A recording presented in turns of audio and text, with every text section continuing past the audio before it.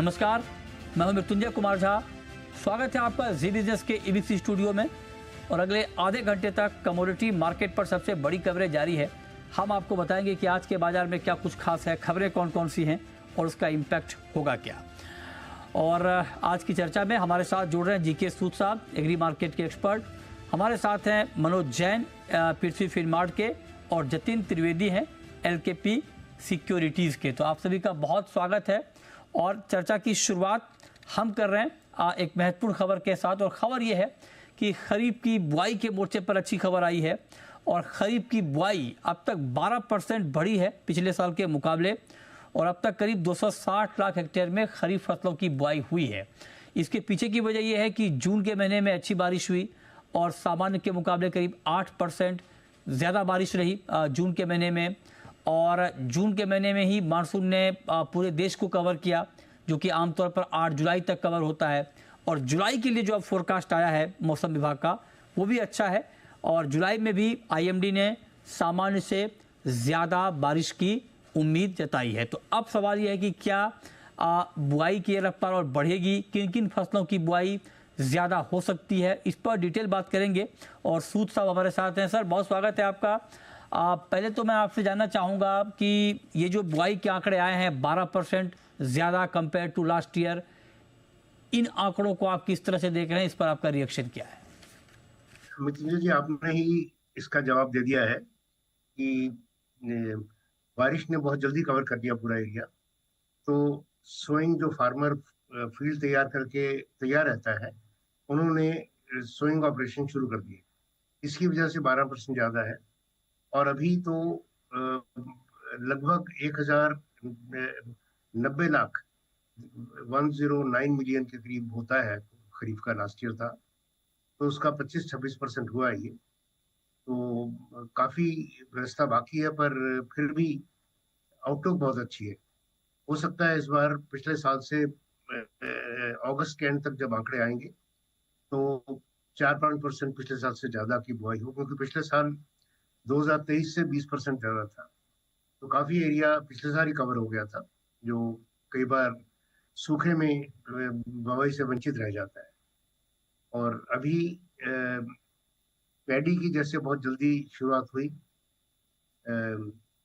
और oil seeds में groundnut ने खास तौर पर अच्छी बढ़त दिखाई है। क्योंकि गुजरात का फार्मर अगर अच्छी बारिश हो जाए तो ग्राउंडनट लगा लेता है, नहीं तो कुछ और कैस्टर या कोई और सीरियल्स वगैरह करने पड़ते हैं।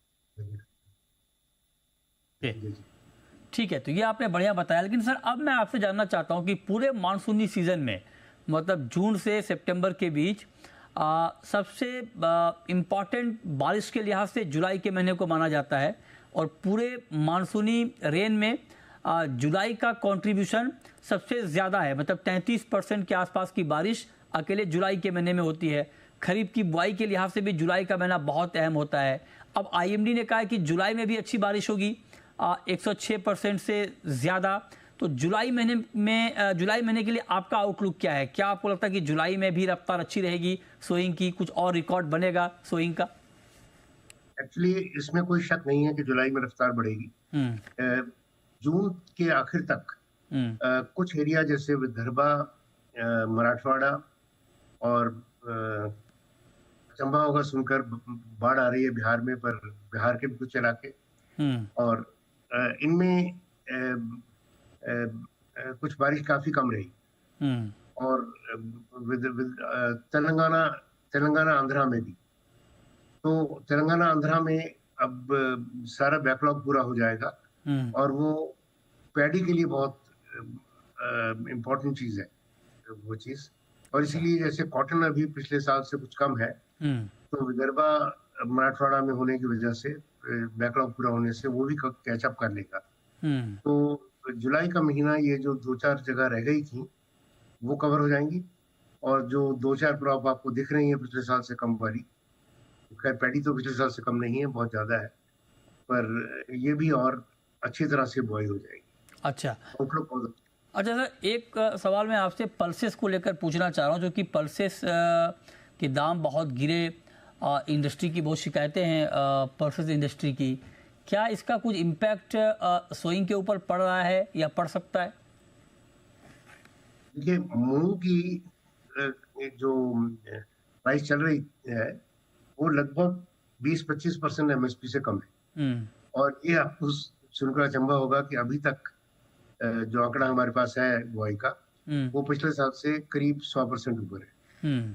तो इसका मतलब यह है कि या तो किसान के पास कोई ऑल्टरनेटिव नहीं है मूंग के अलावा, या जो क्रॉप उसको मिली वो सही थी और जो प्राइस उसको मिली वो सही थी और उसमें उसको मुनाफा है। तो ये चीज तो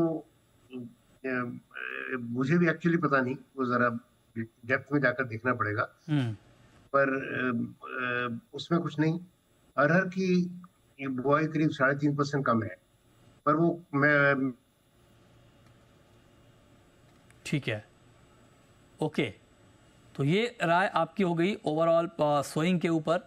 बहुत शुक्रिया सूद साहब आपका हमारे साथ जुड़ने के लिए और डिटेल में खरीफ की बुआई पर बात करने के लिए। सर, आप सुन पा रहे हैं सूद साहब? हाँ जी। एक सवाल रह गया सर, सोयाबीन की बुआई पर आपका क्या व्यू है? कल ही सोपा ने डेटा जारी किया है और हमने सोपा का इंटरव्यू भी किया, तो उन्होंने कहा कि संतोषजनक है बुआई, कोई ऐसी चिंता वाली बात नहीं है। लेकिन जो कि सोयाबीन के दाम पूरे सीजन में एमएसपी से नीचे रहे, क्या कुछ एरिया शिफ्ट होता हुआ आप मेज में बाकी क्रॉप में देख रहे हैं सोयाबीन का? फिलहाल अभी तक तो नहीं। अब तो सोयाबीन की स्विंग जो है 32 लाख हेक्टेयर बताई गई है, लगभग इतनी पिछले साल थी। तो सोयाबीन भी हो सकता है किसान, जैसे मैंने मूंग में कहा, वो अपनी कॉस्ट ऑफ प्रोडक्शन से ऊपर मिल रहा होगा तो खुश है, और एमएसपी से कम है तो गलत बात है। फिर भी मेरे ख्याल उसके पास इंसेंटिव होगा नहीं का।